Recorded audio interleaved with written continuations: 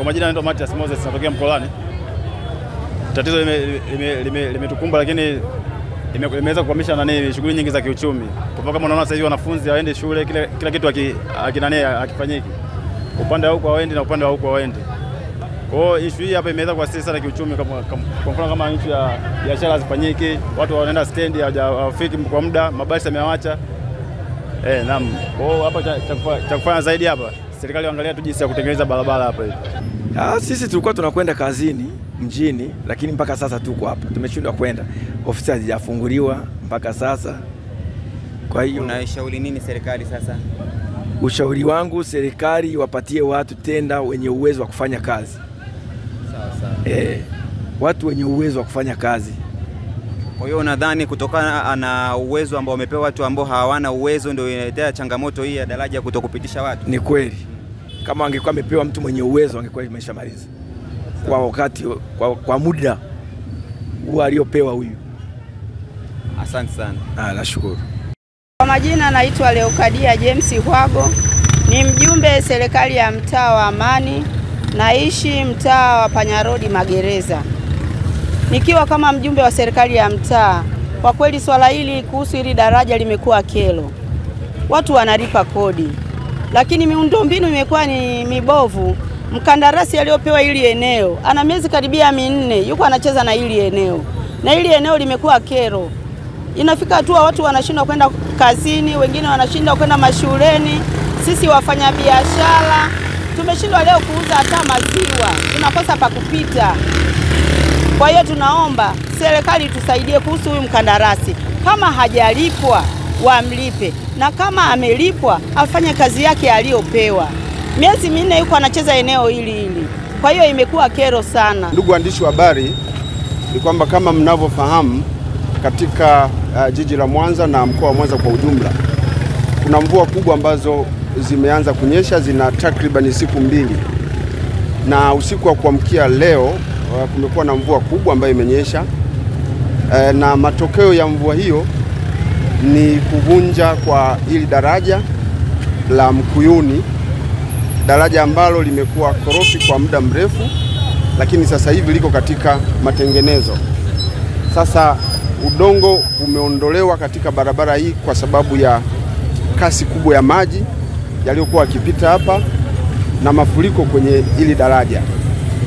Sasa jeshi la polisi baada ya kupata taarifa hizo tumeweza kufika hapa tangu alfajiri, baada ya hilo daraja kuwa limechukuliwa na maji, udongo wake umechukuliwa na maji na magari hawezi kupita, kwa ajili ya kuweka hali ya usalama kwa watu wanaotumia barabara.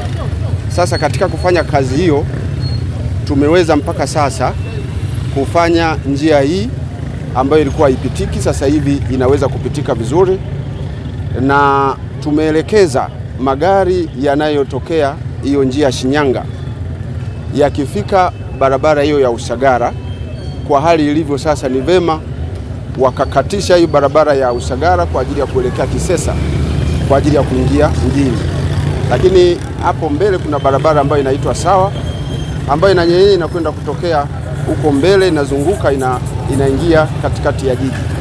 Tunaelekeza hivyo kwa ajili ya kupunguza msongamano mkubwa wa magari, lakini pia kwa magari yanayotoka Mwanza kwa ajili ya kuelekea hii barabara ya Shinyanga, pia tumeelekeza magari hayo kutafuta njia nyingine pale katika ule mzunguko wa samaki warudi hiyo barabara ya kwenda Magu, waje watokezee hii barabara ya Usagara kwa ajili ya kuelekea kule Shinyanga. Tumeelekeza hivyo, lengo letu ni kuhakikisha kwamba wakati huu ambapo tunaendelea kuweka hali ya usalama kwa watu wanaotumia barabara, kusitokee jam nyingine kubwa ambapo tutashindwa kufanya kazi yetu vizuri. Na kwa kufanya hivyo tumeweza kuwaruhusu watu wanaotembea kwa miguu kuweza kuvuka pande zote mbili kama ambavyo mmeona wanapita vizuri tu. Lakini pia tumeweza kuwaruhusu watu wanaoendesha bodaboda na bodaboda kwa ajili ya kupita. Hawa wanapita vizuri, kwa wanaweza kusaidia raia kuvuka kutoka upande mmoja kwenda upande mwingine. Mpaka sasa katika eneo hili hatujapata tukio lolote pengine la mtu kupoteza maisha, au kujeruhiwa kwa namna yoyote na mafuriko haya. Jeshi la polisi limewahi mapema kwa ajili ya kuweka hali ya ulinzi na usalama katika eneo hili. Tumewasiliana pia na wakandarasi ambao bila shaka wanajua kinachoendelea hapa, lakini sisi tumewasiliana nao ili waweze kuja hapa kwa ajili ya kufanya assessment ya hili eneo na pengine kuendelea na ujenzi wao ili magari haya yaendelee kupita kama kawaida. Tutashirikiana nao kuangalia eneo hili kama litakuwa sasa limekaa vizuri na haya mashimo yaliyoko pembeni kulia na kushoto yataweza kuwa tukaruhusu magari yapite, tutafungulia magari yapite. Lakini kwa sasa tunaona hili eneo si salama kwa magari kupita. Pengine afande nisaidie. Kumekuwa na tabia, tumefika mwanzo tunaona watu wengine maji yalikuwa hayajapungua lakini wakawa wanalazimisha kupita. Pengine ipi rai yako kwa watu wenye tabia? Unajua watu wanakuwa na haraka. Wakati mwingine wanapokuwa na haraka wanasahau kwamba pamoja na haraka hiyo wanao wajibu wa kuangalia usalama wao na maisha yao.